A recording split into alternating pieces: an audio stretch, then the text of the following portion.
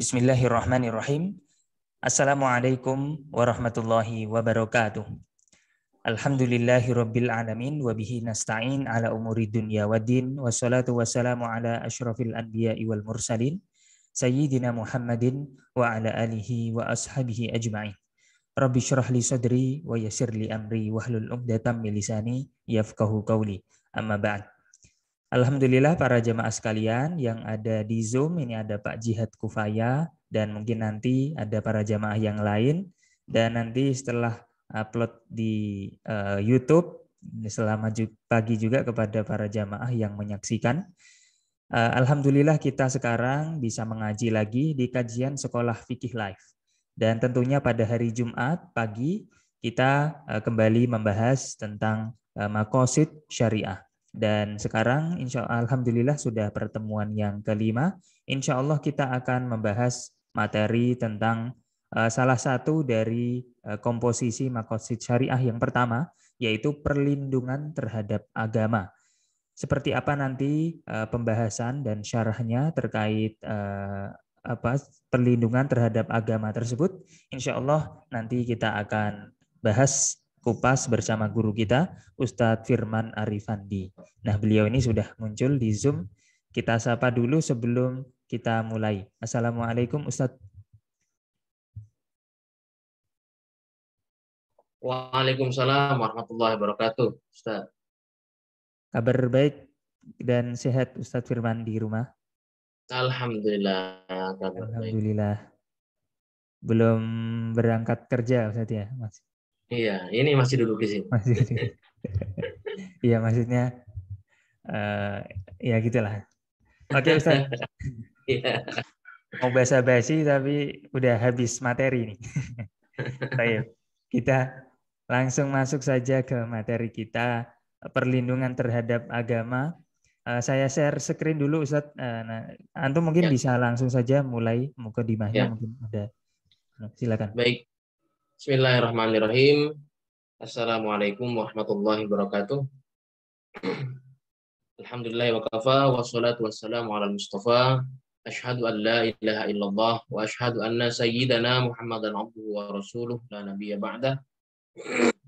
Rabbi syrah li sadri wa yassir li amri wahlul 'uqdatam min lisani yafqahu qawli.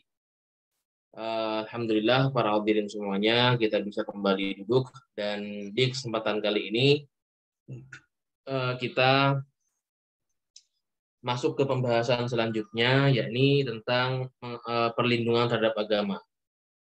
Jadi kan begini, simpelnya ya, tujuannya syariah itu berdiri, itu tidak lain adalah untuk tujuan utamanya adalah agar syiar agama ini tersampaikan, agar agama ini dikenal baik, agar citra agama ini nampak sebagai agama yang mencitrakan bahwasanya ini agama yang komprehensif gitu ya. Maka ini harus dijaga.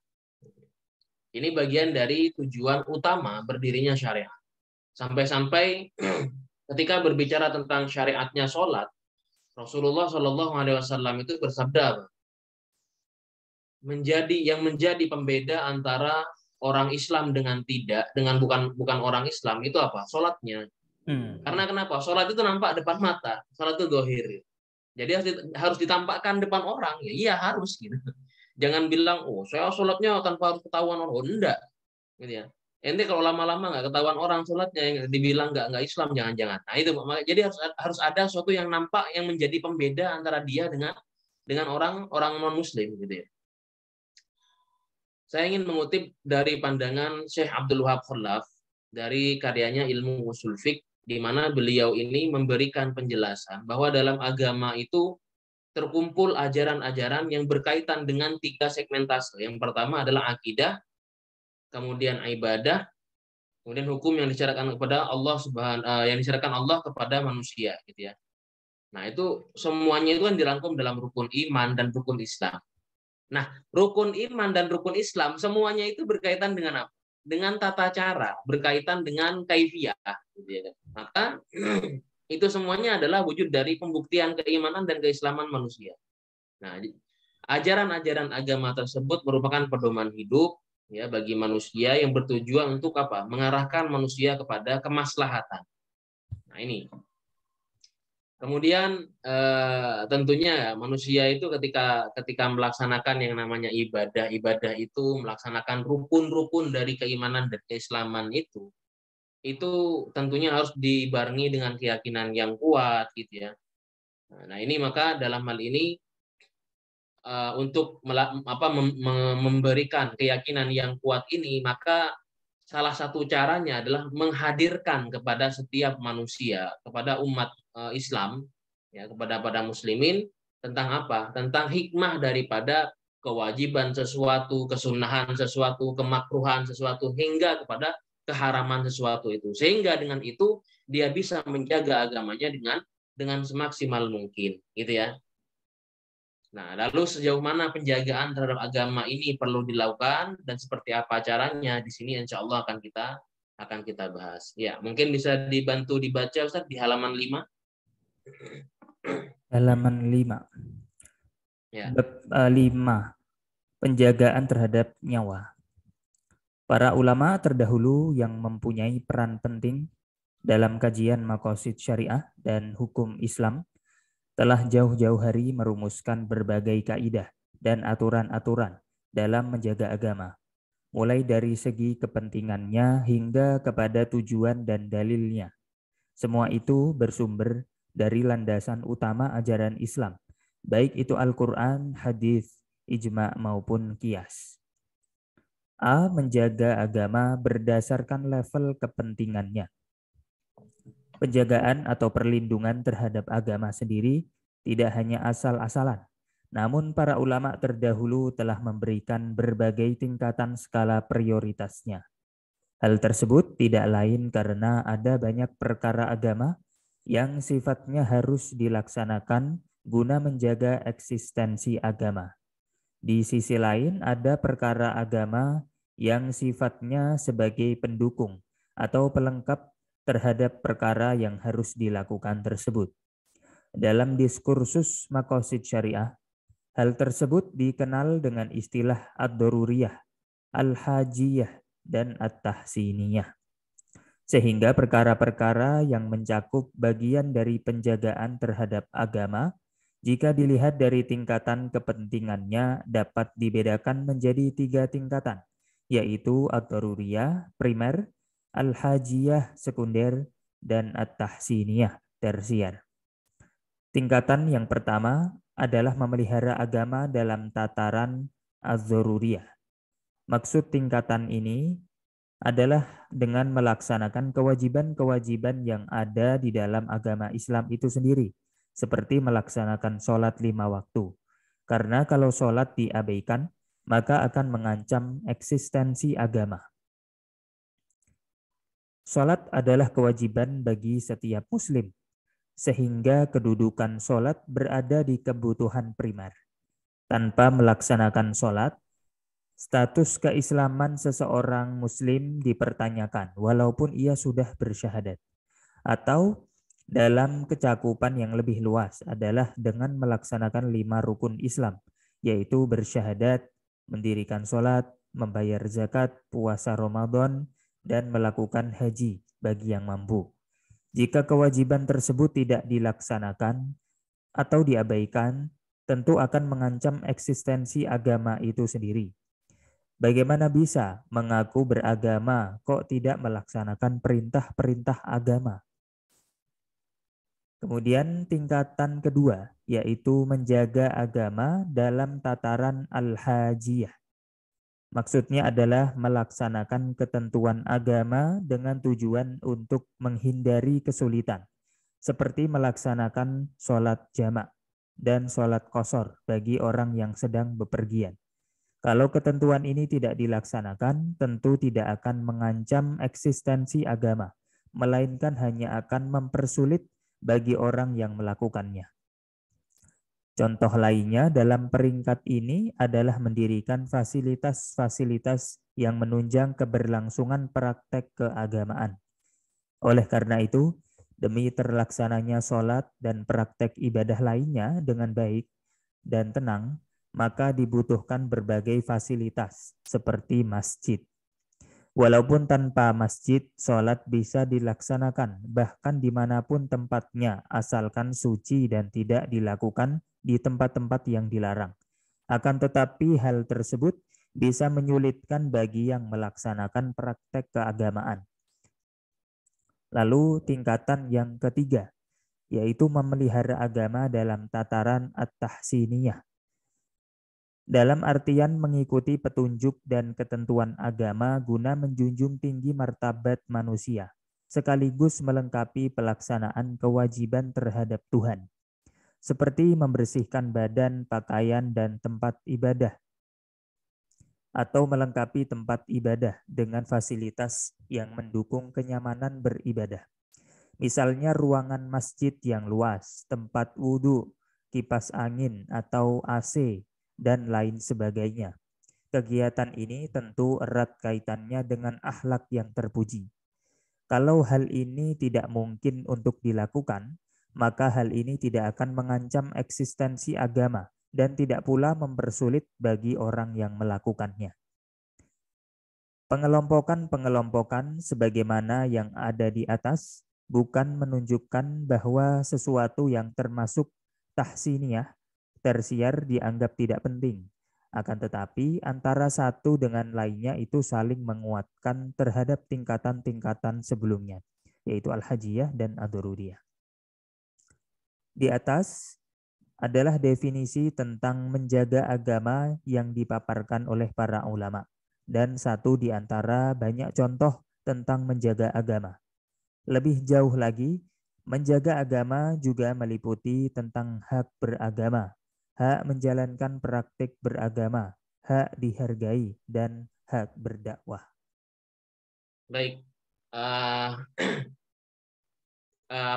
kalau kita membaca kitab-kitab klasik tentang maqasidus syariah, gitu ya, itu biasanya adalah yang dibahas tentang level-levelnya, ya, level-level daripada pelaksanaan, daripada penjagaan ini, gitu ya, dari penjagaan agama kah, penjagaan nyawa, harta, dan lain sebagainya, gitu ya. Ini yang kita temukan dalam kitab-kitab klasik. Tapi pada intinya adalah bahwasanya dalam hal menjaga agama itu tidak cukup kita hanya sekedar dengan pembuktian bahwasanya kita beragama, melaksanakan ibadah-ibadah dan menghindari larangan-larangan. Sebenarnya tidak cukup sampai di situ saja, ya. Ketika ada syariat dalam Al-Qur'an yang melarang kita untuk menghina Tuhan ataupun ibadahnya agama lain, itu sebenarnya masih masuk dalam lingkup syariat juga. Apa lingkupnya? Masuk dalam kategori yang mana nih? Gitu. Masuknya itu dalam kategori menjaga agama. Gitu. Makanya dilarang bagi orang Islam itu untuk pertama menghina agama lain, menghina kepercayaan agama lain, menghina apalagi tata cara pelaksanaan ibadah agama lain. Tidak boleh. Kita nggak boleh memulai itu. Gitu ya. Karena apa? Dalam rangka menjaga agama. Agama siapa? Agama kita sendiri. Termasuk kepada agamanya orang lain itu, ya biarin dia beribadah dengan cara dia. Ngapain nanti ikut-ikutan? Nah ini, ya jadi termasuk ya kalau membahas masalah level-level haji, daruriyat, hajiyat, tahsiniyat itu, saya rasa itu adalah pembahasan yang sudah sangat klasik sekali lah gitu ya. Artinya bukan berarti nggak perlu kita pelajari. Nanti pun ketika berhadapan dengan fakta di lapangan, kita akan tahu nih, oh ini daruriyat nih. Misalkan ketika berhadapan dua permasalahan antara menjaga agama atau menjaga harta, misalkan, yang ternyata kedua-duanya masuk dalam level hajiyat atau dalam level daruriyat. Ini mana nih yang diutamakan? Mana nanti yang turun level itu ada? Yang seperti itu ada, gitu ya. Jadi kalau kayak kita menjaga agama, misalkan dalam contoh sholat tadi, ya, kita tidak punya alasan apapun, tidak punya masyakoh ataupun kesulitan apapun dalam melaksanakan sholat, maka sholat ya harus dilaksanakan semaksimal mungkin, berjamaah, gitu ya, tepat waktu, artinya masih ada dalam lingkup waktu pelaksanaan sholat tersebut. Nah itu tidak boleh tidak itu masuk dalam kategori daruriyatnya nanti. Kemudian dalam urusan hajiyatnya adalah ketika kita berhadapan dengan suatu permasalahan rumit, misalkan ya kita sedang dalam safar nih, ya sudah ada rukhsahnya. Karena kalau kita safar, kok turun sholat, setiap waktu sholat 4 rakaat, itu bisa memperlama durasi perjalanan kita atau mempersulit perjalanan kita karena harus ganti baju untuk ganti dengan yang suci dan lain sebagainya. Akhirnya dijamak saja atau dikosor saja, gitu ya. Itu bagian dari hajiat. Tahsiniyatnya ya inti sholat tuh yang setidaknya wangi lah, jangan sampai orang samping-samping ente itu nyium bau ketek ente. Nah, itu seperti itu bagian dari tahsiniyat yang artinya ya ndak akan hilang eksistensi beragama ente. Saya rasa yang seperti itu sudah banyak dibahas dan sudah sering kita baca gitu ya di kitab-kitab klasik itu memang seperti itu. Nah, cuman bentuk penjagaan terhadap agama seperti apa? Kalau misalkan kita pengen membahas tentang lebih jauh lagi tentang penjagaan terhadap agama ini, mungkin ya kita bisa buka lagi dalam analisa ya dari kepada kitab-kitab klasik. Mungkin bisa dilanjutkan di bentuk penjagaan terhadap agama halaman 10. Yang B, bentuk penjagaan terhadap agama. Menurut Imam Asy-Syatibi dalam kitabnya Muwafaqat fi usuli syariah, bahwasannya cara untuk menjaga agama dapat ditempuh dengan 2 cara. Yang pertama, dari segi adanya min nahiyatil wujud, yaitu dengan cara menjaga dan memelihara hal-hal yang dapat melanggengkan keberadaannya, seperti sholat dan zakat. Yang kedua, dari segi tidak adanya min nahiyatil adam, yaitu dengan cara mencegah hal-hal yang menyebabkan ketiadaannya. Maksudnya adalah menjaga agama yang didasarkan pada larangan dan perintah yang dibuat oleh Allah Subhanahu wa Ta'ala, seperti adanya jihad dan hukum mati bagi orang yang murtad. Kemudian menjauhi perbuatan-perbuatan yang dilarang Allah Subhanahu wa Ta'ala. Karena Islam adalah agama yang sempurna, sehingga adanya perintah untuk beriman kepada Allah, malaikat dan lainnya, serta perintah melaksanakan rukun Islam, tidak lain adalah untuk menstabilkan jiwa manusia dan kehidupan masyarakat. Perintah-perintah tersebut tidak lain adalah untuk menjaga agama. Karena pada prinsipnya agama selain menjadi pedoman hidup manusia secara individu, agama juga menjadi kontrol sosial di tengah masyarakat, supaya masyarakat Islam dalam menjalani kehidupannya tidak keluar dari aturan dan norma yang diajarkan oleh agama. Sebab agama Islam bukan hanya mengajarkan bagaimana seorang hamba berhubungan dengan Tuhannya, tetapi juga mengajarkan bagaimana seorang hamba berhubungan dengan sesama makhluk ciptaannya. Baik. Ketika berbicara tentang bentuk penjagaan terhadap agama, itu ini perlu memang jadi gini. Kita ngaji kitab kuning itu, ngaji kitab klasik itu perlu analisa, analisa. Jadi apa sih sebenarnya yang pesan yang tersirat di sini gitu ya. Nah, Imam Syatibi itu bilang ada 2 terkait masalah bentuknya itu. Kaifiahnya itu ada 2. Pertama min nahiyatil wujud ya. Min nahiyatil wujud itu artinya gini, supaya itu ada gitu ya. Supaya itu terpelihara. Supaya ada orang yang melaksanakan zakat, supaya ada orang yang menjaga sholat, supaya nampak gitu ya, supaya nampak apa yang menjadi perintah itu. Itu kalau minahitul wujud itu gampang memang. Tapi kalau dari yang kedua yaitu minahitul adam, maksudnya apa? Ini kadang-kadang yang jarang dipahami oleh para pembaca adalah bahwasanya minahitul adam tuh supaya sesuatu tersebut tuh tidak ada gitu. Ya.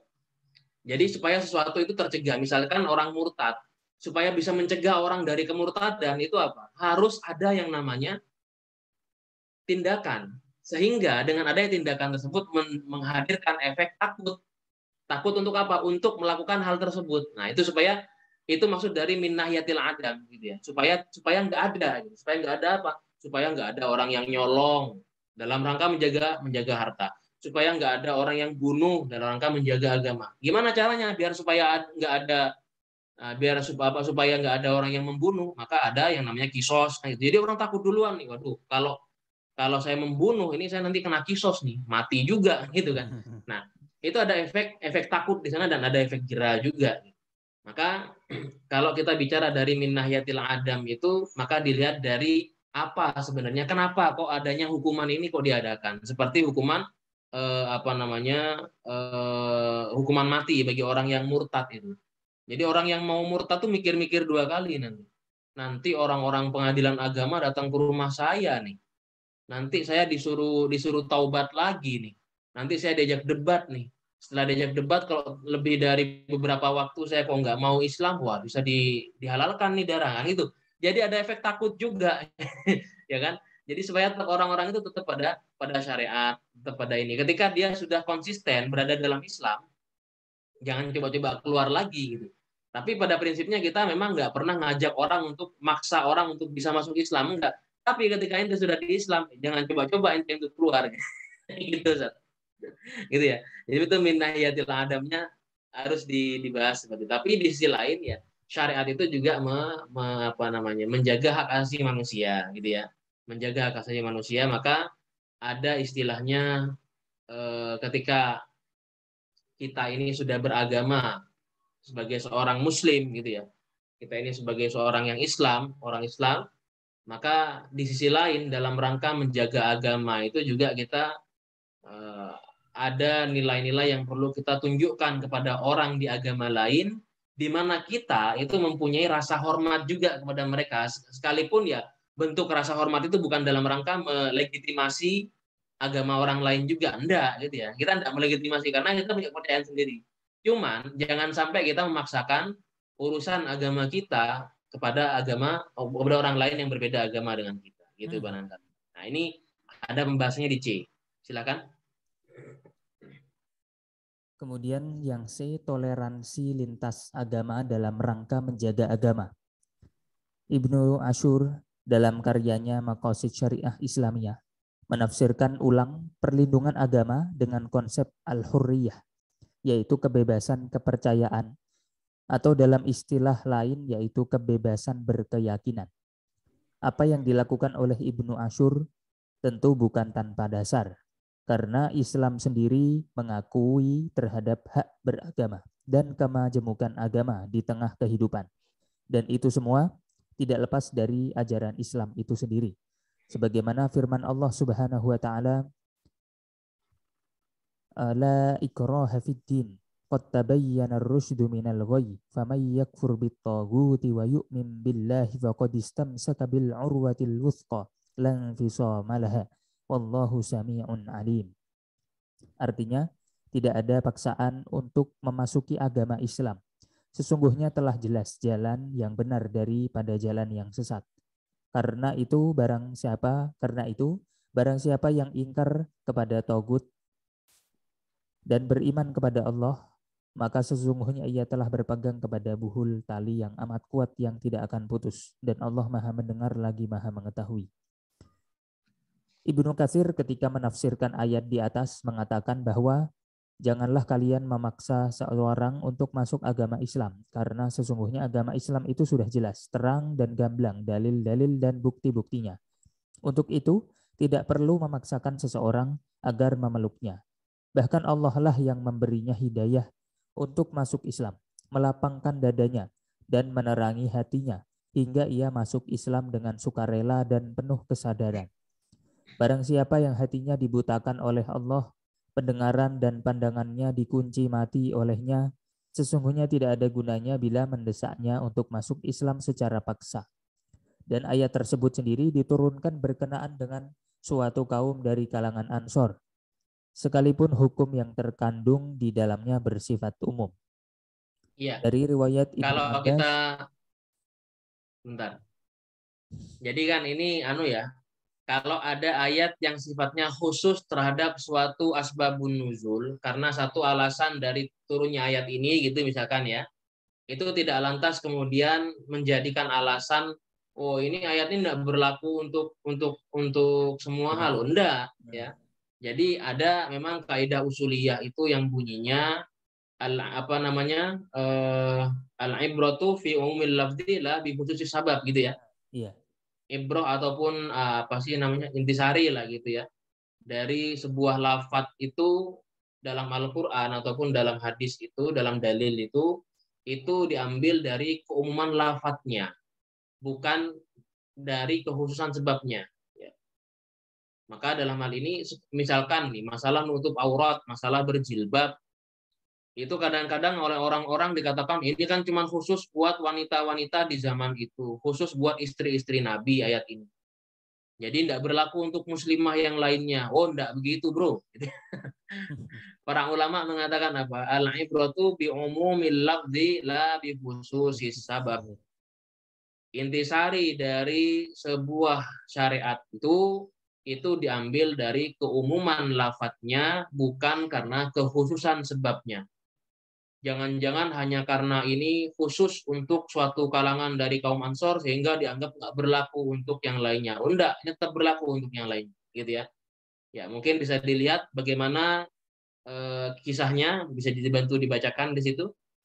Dari riwayat Ibnu Abbas radhiyallahu an dikisahkan bahwa ada seorang wanita yang sulit mempunyai anak. Lalu dia berjanji kepada dirinya, jika putranya hidup, maka ia akan menjadikannya Yahudi. Dan ketika Bani Nazir diusir dan di antara mereka terdapat anak-anak kaum Ansor, maka mereka berkata, kami tidak mendakwahi anak-anak kami. Maka Allah Ta'ala menurunkan ayat La ikraha fiddin qad tabayyana ar-rusydu minal ghayy sebagai teguran bahwa tidak ada paksaan dalam Islam. Diriwayatkan oleh Abu Dawud, An-Nasai, Ibnu Hibban yang bersumber dari Ibnu Abbas. Asbabun nuzul riwayat lainnya adalah berkenaan dengan Al-Husain dari golongan Ansor, suku Bani Salim bin Auf yang mempunyai 2 orang anak yang beragama Nasrani. Sedang dia sendiri seorang Muslim. Ia bertanya kepada Nabi Shallallahu Alaihi Wasallam, bolehkah saya paksa kedua anak itu ketika mereka tidak taat kepadaku dan tetap ingin beragama Nasrani? Maka Allah Ta'ala menurunkan ayat ini bahwa tidak ada paksaan dalam Islam. La ikraha fiddin. Firmannya la ikraha fiddin maksudnya janganlah kalian memaksa seseorang memeluk agama Islam. Karena sesungguhnya dalil-dalil dan bukti-bukti itu sudah demikian jelas dan gamblang. Sehingga tidak perlu ada paksaan terhadap seseorang untuk memeluknya. Tetapi barang siapa yang diberi petunjuk oleh Allah Ta'ala dan dilapangkan dadanya serta diberikan cahaya bagi hati nuraninya, maka ia akan memeluknya. Berangkat dari sini, sisi toleransi beragama yang dalam hal ini adalah tidak memaksa orang lain untuk masuk Islam, serta menjaga diri dan keturunan dari kemurtatan adalah bagian dari implementasi terhadap maqasid pertama dalam syariah, yakni menjaga terhadap agama. Ya, kalau kita lihat-lihat memang ya dari prinsip kita dalam syariat Islam itu, kalau lihat dari yang tadi ya, apa asbabun nuzul tadi, kan orang-orang tadi bilang kami nggak mau mendakwahi dia ke Islam. Apa kata Islam? Ya silakan, tidak masalah gitu.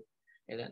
Itu biarkan nanti mengalir saja, ya kan? Mengalir saja. Urusan dia mau dapat hidayah banda ya urusan itu nanti aja lagi. Intinya kita tidak memaksa orang untuk masuk Islam. Tapi begitu ente masuk Islam, gitu ya kan? Jangan coba-coba keluar, gitu intinya. Karena ya agama sendiri harus dijaga, bukan cuma agamanya orang lain yang harus dijaga. Gitu. Agama kita juga harus dijaga, Betul. ya kan? Nah, itu dia. Jadi apa namanya? Inilah uniknya Islam. Gitu. Islam itu membiarkan orang untuk berpikir pertama, entah menggunakan hatinya nanti atau menggunakan logikanya, ya, menggunakan instingnya. Ketika dia mau menilai sebuah agama, entah menilai Islam, menilai agama lain, mengcompare barangkali, ada yang seperti itu. Yang sehingga gitu ya, tidak ada dalam Islam itu, ayo dong masuk Islam yuk, gitu. Tidak ada yang seperti itu. Jadi kita pun bahkan ini, kalau misalkan di suatu tempat kok ingin mendakwahi suatu kaum yang belum masuk Islam, itu bukan dengan cara menerapkan syariatnya terlebih dahulu. Keliru itu. Akan menakutkan rasanya kalau syariatnya terlebih dahulu, hukum-hukum terlebih dahulu yang ditampakkan. Enggak. Yang ditampakkan tuh bagaimana muasyarah bainan nas dulu. Citranya dulu. Jadi jangan asal langsung tendang sajen. Ya salah, keliru. Dalam Islam nggak boleh lah. Emang yang didakwahi bukan orang Islam. Kan gitu kan. Orang kejawen itu apa Islam? Ya, enggak juga gitu ya kan. Maka dalam hal ini ya kita kita perlu melihat bahwasanya ada beberapa unsur-unsur dalam Islam itu, beberapa hal dalam Islam itu yang dimana unsur hukum itu kadang-kadang dinomorduakan. Yang pertama itu adalah bagaimana menciptakan citra terlebih dahulu, sehingga orang itu masuk dengan sepenuh hati, bukan dengan paksaan, gitu ya. Nah itu masuk ke Islamnya itu. Tapi ketika ente sudah berislam, mengaku dan bersyahadat, nah itu ada komitmen-komitmen yang harus dijalani, ada konsekuensi-konsekuensi yang harus diterima, gitu nantinya. Ya, dalam rangka apa? Ya dalam rangka menjaga agama supaya ente nggak gampangan keluar masuk Islam. Oh, udah kayak ini aja gitu ya kan, misalkan. Maka dalam hal ini, ya itulah ya bentuk daripada toleransi lintas agama yang dimaksudkan dalam Islam itu. Nah, selanjutnya bagaimana kita ini menjaga prinsip ya hubungan antara muslim dengan non-muslim itu di sini juga sudah saya bahas. Ini juga masuk dalam kategori dalam lingkup bahasan hifdzuddin ya. Mungkin bisa dibantu dibaca. D. Dasar hubungan muslim dengan non-muslim. Jika melirik kepada firman Allah berikut, la yanhaakumullahu 'anil ladzina lam yuqatilukum fid din walam yukhrijukum min diyarikum an tabarruhum wa tuqsitu ilaihim innallaha yuhibbul muqsitin. Artinya, Allah tidak melarang kamu berbuat baik dan berlaku adil terhadap orang-orang yang tidak memerangimu dalam urusan agama dan tidak mengusir kamu dari kampung halamanmu. Sesungguhnya Allah mencintai orang-orang yang berlaku adil. Imam Abu Abdillah Muhammad ibn Umar ibn Husain At-Taimi yang dijuluki dengan Fakhruddin Ar-Razi, wafat tahun 606 Hijriah. Dalam kitab tafsirnya mengatakan, ayat ini menjadi dasar untuk berbuat baik kepada pemeluk agama lain.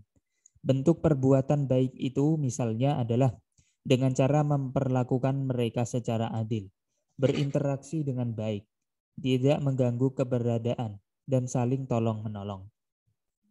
Dari penjelasan Ar-Razi di atas, dapat kita fahami bahwa berbuat baik dan bersikap toleran, serta menjalin pergaulan dengan pemeluk agama lain, merupakan ajaran Islam yang sesungguhnya. Membangun kerukunan dengan pemeluk agama lain dengan cara memperlakukan mereka dengan baik, sopan, adil, dan bijaksana, termasuk wujud pengalaman pesan Al-Quran. Syekh Abu Abdillah ibn Abdurrahman As-Sa'idi, wafat tahun 1376 Hijriah, dalam tafsirnya mengatakan, ada banyak alasan untuk melakukan kebaikan, sekalipun kepada kelompok agama lain. Alasan-alasan tersebut, misalnya bergaul dengan dasar kesopanan, berbuat baik karena adanya hubungan kerabat, menjadi tetangga, atau jika keduanya tidak ada, alasan terakhir adalah karena hubungan kemanusiaan. Melalui kedua referensi tafsir tadi, jelas bahwa interaksi antar umat tidak perlu ada tendensius untuk menggiring ke agama masing-masing. Adab perlu diutamakan. Namun dalam diri tetap harus ditanam prinsip yang kuat bahwa Islam tetaplah menjadi acuan. Maka nilai toleransi dalam hal ini hanyalah berkisar kepada interaksi yang baik, sopan, fair dalam transaksi, bermuamalah dengan jujur, namun tidak perlu sampai kepada ranah akidah dengan membenarkan ajaran agama lain selain Islam. Bahkan hingga ikut-ikutan merayakan hari besar agama lain. Nah, ini bisa menjadi highlight ya. Ini bisa kita highlight bahwasanya ya ini nilai toleransi. Nilai toleransi Islam itu ya saya beragama sesuai keyakinan saya sebagai seorang muslim dan kamu silahkan beragama sesuai keyakinanmu sebagai Nasrani. Kita bertetangga, oke. Kita satu kantor, iya, gitu barangkali ya. Kita satu grup WA, oke. Atau teman main di game online, ya nggak masalah, gitu ya kan. Itu toleransi kita sejauh itu. Tapi kalau sampai kita ikut masuk ke gerejanya, ikut ritual-ritualnya, ya itu keliru. Itu nggak usah itu. Ya. Itu nggak usah. Kenapa? Kita perlu menjaga agama kita. Loh, kamu yakin Islam itu nggak masalah, bukan itu masalahnya. Khawatirnya nanti hati ente ikut masuk ke situ. Itu yang kita khawatirkan. Indomie lagi ya. Iya. Nah, itu yang kita khawatirkan. Apapun lah ente gitu warnanya gitu ya. Nah, itu. Nah, dalam wujud toleransi ini intinya adalah dalam urusan sosial kita, dalam urusan interaksi sosial kita dengan orang-orang di luar Islam. Bahkan dalam fatwa MUI itu, Ustaz, terkait masalah menerima donor darah atau transplantasi organ, ya, transplantasi organ ataupun menerima donor darah dari orang non Muslim itu diperbolehkan. Dasarnya adalah ya ini ayat itu gitu ya. La yanhakumullahu 'anil ladzina lam yuqatilukum. Allah itu tidak melarang kamu terhadap orang-orang yang tidak pernah memerangi kamu, tidak pernah ngusir kamu, tidak pernah menyakiti kamu dalam urusan agama, gitu ya. Maka dalam hal ini boleh kita itu berinteraksi, bermuamalah, jualan dan lain sebagainya. Ada itu yang beralasan begini, Ustaz. Ini Microsoft Office ini kita bajakan sajalah, atau Windows kita, Windows laptop kita bajakan aja. Kenapa kok ente malah nggak beli? Tolong dong. Ntar dia alasannya apa? Allah nggak apa-apa, orang ini produknya orang non Muslim kok. Memangnya ada dalam Islam itu kebolehan atau tidak adanya larangan untuk mencuri dari produknya non Muslim? Kan nggak ada. Justru kita itu harus berbuat fair kepada semua orang. Nggak bisa harus beli ente. Gitu ya. Nah ini yang perlu ditekankan bahwasanya jangan sampai dengan alasan agama kita ini tidak fair dalam urusan apa-apa. Justru kita ini harus fair kepada semua manusia, kepada semua agama, gitu ya, semua pemeluk agama. Kenapa?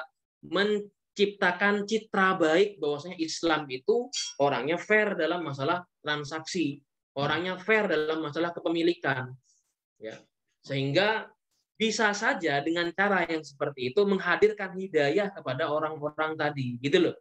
Nah, itu caranya Islam itu seperti itu mainnya. Mainnya itu main peluk gitu ya. Nah, itu jangan main-main rangkul gitu. Jangan sampai kita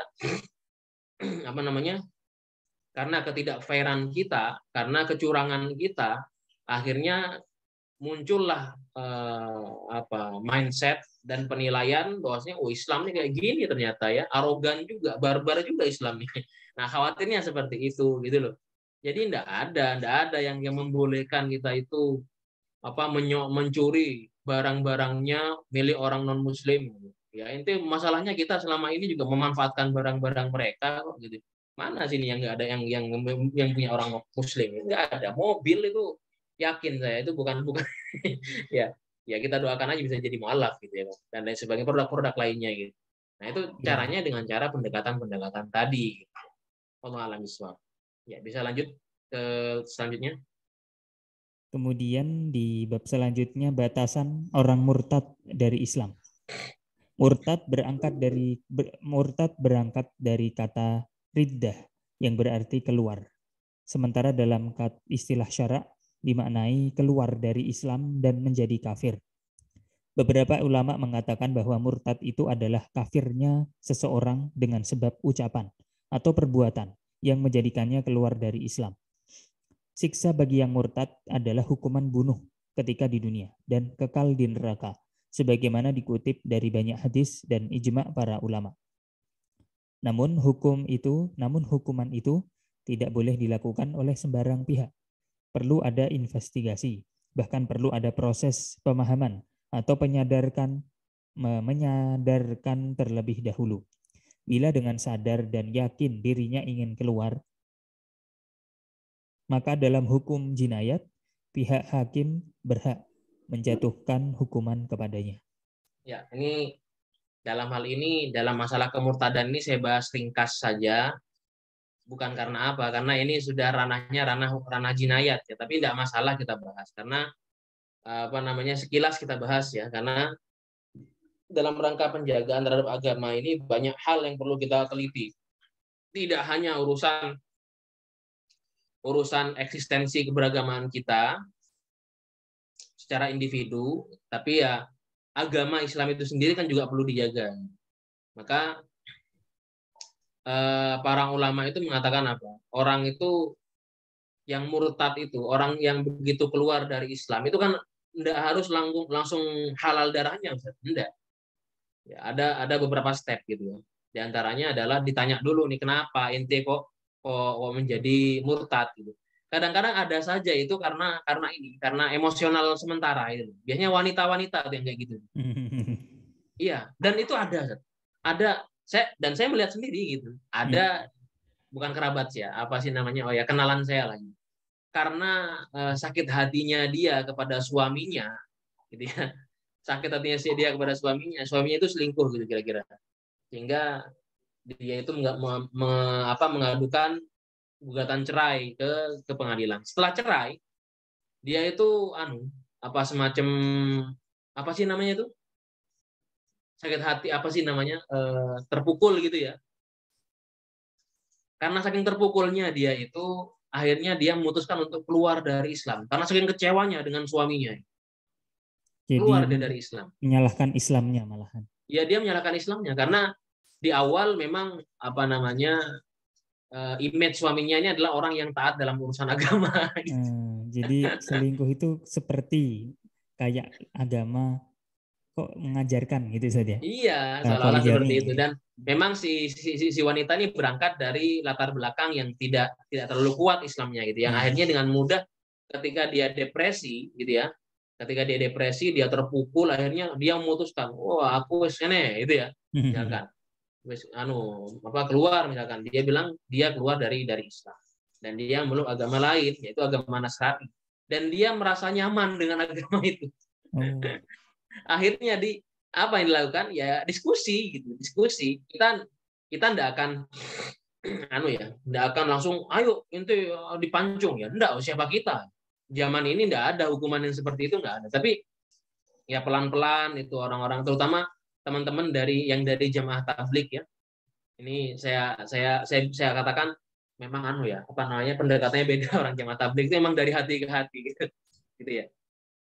Akhirnya setelah diskusi panjang dan mereka enggak ada ini yang benar, ini yang salah. Enggak, mereka enggak ngomong itu.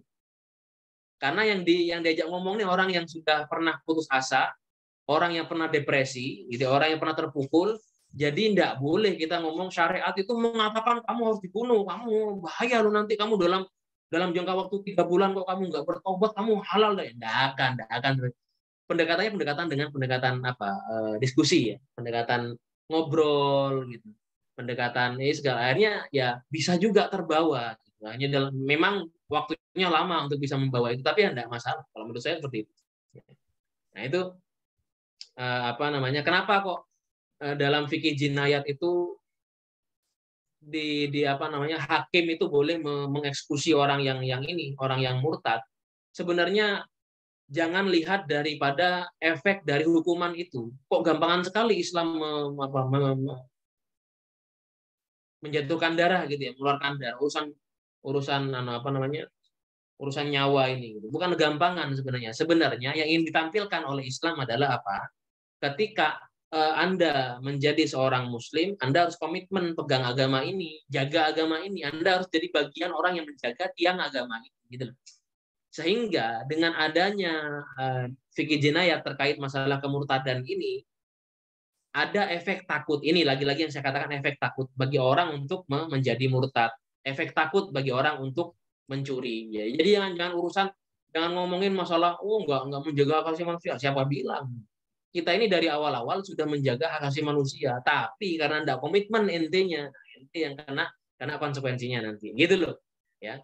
Jadi jangan dikatakan bahwa syariat Islam itu agama yang haus darah. Enggak haus darah. Bukan masalah itunya, tapi masalah komitmennya ketika kita sudah masuk dalam Islam ini. Begitu barangkali. Iya.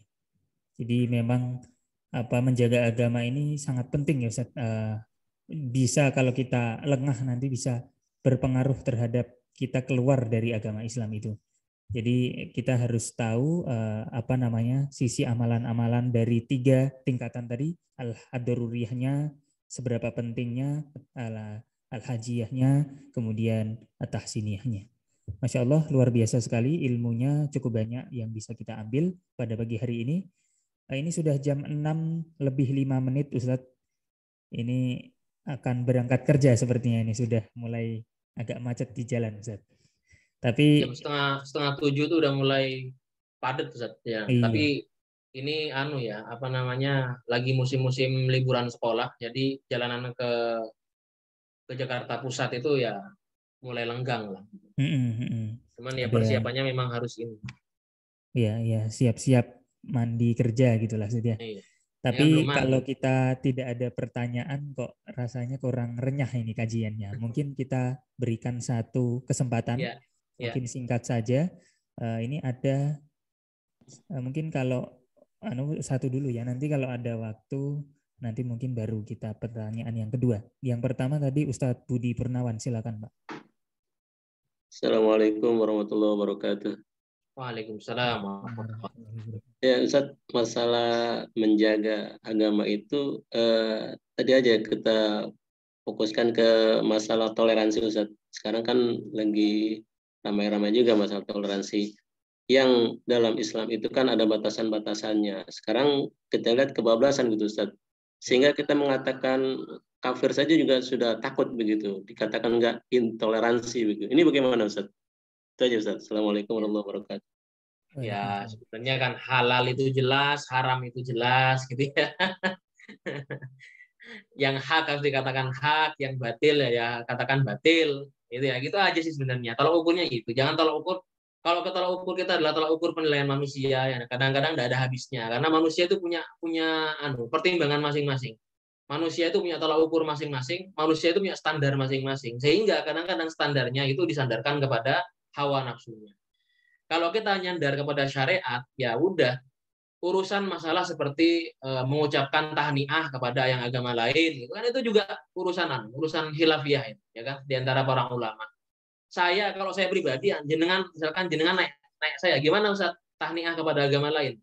Saya mungkin akan berpendapat kepada sepanjang Anda bisa menjaga akidah Anda, ya tidak masalah Anda ngomong. Tapi apa butuh Anda ngomong gitu loh. Saya ini mungkin masuk dalam kategori orang yang ya tidak masalah sih ngomong aja gitu. Tapi apa saya butuh ngomong itu? Kalau saya tidak butuh, tidak akan ngomong. Ya, kepada siapa? Gitu.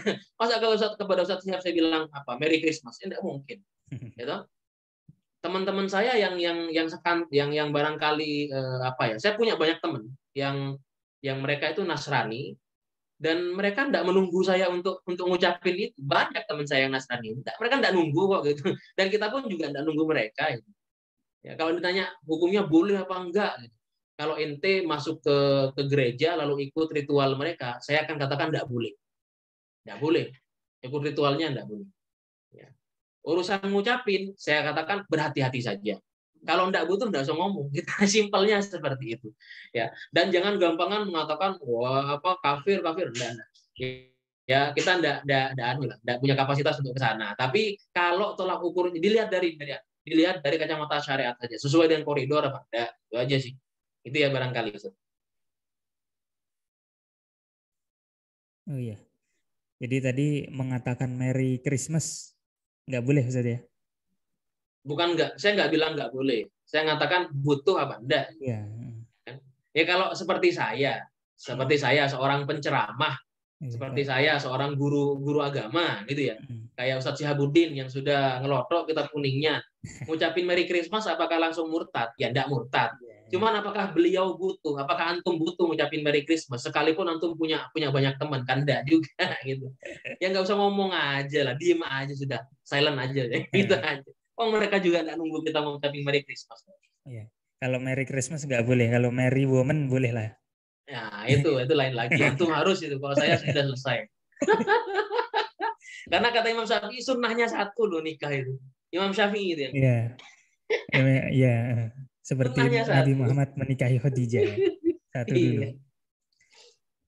Baik. Tadi sudah Pak Ustadz Budi Purnawan. Ini Pak Taufik sudah angkat tangan. Mungkin kita berikan kesempatan pertanyaannya. Mungkin singkat saja Pak Taufik. Assalamualaikum warahmatullahi wabarakatuh Ustaz. Waalaikumsalam. Terkait menjaga agama Ustaz, bagaimana menurut Ustaz yang misalnya kan sekarang kan negara gitu dihadapkan pada pemikiran trans gitu, pemikiran dari luar gitu, misalnya transnasional. Ya transnasional yang ini sekarang nih kan kata-kata ada teman-teman kita yang memang berdakwah yang mengatakan tentang khilafah atau mendakwahkan tentang khilafah itu seperti menjadi musuh negara gitu. Khilafah itu kan maksudnya jadi di mana perannya saat itu untuk menjaga agama ini seperti bahasa khilafah itu seperti memang seperti di negara kita lah, kalau saya lihat memang menjadi seperti ya seperti musuh negara dibuatnya seperti itu, dan apalagi para buzzer seperti itu. Menurut Ustaz gimana Ustaz ini? Baik, pertama begini, yang diperjuangkan itu apa dari khilafah kan perlu dilihat. Mungkin cuma label aja, jangan-jangan cuma label aja. Yang intinya ngaji-ngaji juga gitu ya. Yeah. Dia ngaji-ngaji juga, sholat-sholat juga dan lain sebagainya, gitu ya. Nah, terkait masalah sistem khilafah, sebenarnya kalau ditanya bagi saya begini, sistem khilafah itu kan sistemnya namanya sistem kan ya, namanya sistem artinya kalau sistem artinya banyak opsi gitu, ya kan? Ada yang kalau intinya kan opsi itu tujuannya adalah untuk menegakkan syariat kan gitu ya. Nah, sama halnya seperti gini, Pak Taufik kalau lapar, apa yang Pak Taufik lakukan? Makan, Zat. Makan. Lantas kemudian saya nilai begini. Kalau Anda lapar berarti Anda makan. Berarti Anda pro ini dong. Anda pro pecel lele. Jawabannya kan tidak, belum tentu kan? Iya. Karena bisa jadi saya enggak pecel lele. Saya kalau lapar tuh nasi goreng. Saya kalau lapar nasi uduk. Nah, sama seperti saya tanya juga ke antum. Kalau antum haus, ngapain? Minum. Gitu. Antum butuh minum. Oh, berarti antum pro ini dong. Antum pro Fanta. Enggak juga. Karena bisa jadi antum suka teh, nggak suka Fanta. Bisa jadi antum lebih memilih air putih dibandingkan Fanta. Kan gitu kan? Iya. Sama seperti pertanyaan, apakah syariat Islam itu harus ditegakkan? Jawabannya iya. Tapi kalau ditanya apakah saya pro khilafah? Jawabannya tidak. Karena untuk menegakkan syariat Islam itu tidak harus dengan khilafah. Itu jawaban saya seperti itu. Ya. Syariat Islam oke. Khilafah belum tentu gitu kan. Enggak dulu, tunggu dulu ngapain gitu. Ya. Jadi kalau ditanya apakah Indonesia sudah bersyariat? Saya bilang secara esensi Indonesia bersyariat. Buktinya apa? Orang sholat dilarang apa enggak? Tidak. Kemudian yang kedua, masalah pernikahan sudah ada payungnya secara Islam apa tidak? Ada. Zakat ada regulasinya apa tidak? Ada. Haji ada ada payungnya apa enggak? Ada. Artinya apa? Untuk melaksanakan rukun Islam di Indonesia ini sangat lenggang sekali, sangat mudah sekali. Tidak ada yang dilarang di sana gitu ya. Tidak ada yang dilarang di sana gitu ya. Maka saya rasa ketika ditanya esensinya syariat Islam di Indonesia ada apa enggak? Ada, buktinya apa? Kita sholat boleh, gitu kan? Kita bayar zakat regulasinya ada. Kita haji regulasinya ada, gitu kan? Orang berbuat kriminal ada hukumannya, gitu ya. Itu kalau mau ngomong masalah syariat. Kalau tujuannya suatu organisasi adalah untuk menegakkan syariat Islam, ya sah saja. Tapi untuk mengatakan harus sistem khilafah, ya enggak harus. Itu aja sih. Jadi kita ini kalau haus tidak mesti minum Fanta, Ustaz. Kalau haus pilihannya banyak. Ada air putih, ada teh, ada apa lagi? Ada susu dan lain sebagainya gitu ya. Nah, itu tinggal pilihan opsional itu. Itu sistem kok gitu ya. Tapi jangan lantas dianggap sistem khilafah itu pasti berbahaya. Ya enggak, dulu dilihat bagaimana corak pemikirannya gitu ya kan. Apakah dia ini lantas ingin menjatuhkan atau menurunkan pemerintahan yang sah? Nah, itu juga keliru, enggak boleh. Dalam Islam itu enggak boleh. Gitu ya. Itu enggak boleh. Tapi kalau misalkan hanya ingin mengaspirasikan syariat, ya enggak masalah, namanya juga aspirasi kan gitu. Namanya juga menanamkan nilai, ya enggak masalah. Itu aja sih. Saya melihatnya kepada itu saja. Gitu barangkali. Kalau ditanya bagaimana secara landasan politis, landasan perundang-undangan, ya lain lagi itu nanti urusannya. Oke, terima kasih, Ustaz. Ya, assalamualaikum warahmatullahi wabarakatuh. Waalaikumsalam warahmatullahi wabarakatuh. Baik, terima kasih para jamaah tadi Ustadz Budi dan Ustadz Taufik atas pertanyaannya yang cukup melengkapi, merenyahkan diskusi kita pagi hari ini. Kalau begitu karena sudah jam 6.16 menit, Ustadz Firman juga setelah ini ada hajah begitu saya berangkat kerja, ada harus siap-siap. Jadi kita cukupkan dulu sampai di sini kajian kita. Pastinya ada banyak pertanyaan lagi dari para jamaah yang lain, tapi mohon maaf kita akhiri. Mungkin bisa nanti kita diskusikan lagi di pertemuan minggu depan insya Allah. Kita cukupkan sama-sama, kita berikan terima kasih dulu kepada guru kita atas materinya. Semoga disehatkan, dimudahkan segala urusannya, dan semoga ilmu kita bermanfaat dan menambah amalan kita di sisi Allah Subhanahu wa Ta'ala. Kita cukupkan bersama-sama para jamaah dengan membaca doa kafaratul majlis. Subhanakallahumma wa bihamdika asyhadu an la ilaha illa anta astaghfiruka wa atubu ilaik. Kami mohon undur diri. Wassalamualaikum warahmatullahi wabarakatuh. Waalaikumsalam warahmatullahi wabarakatuh.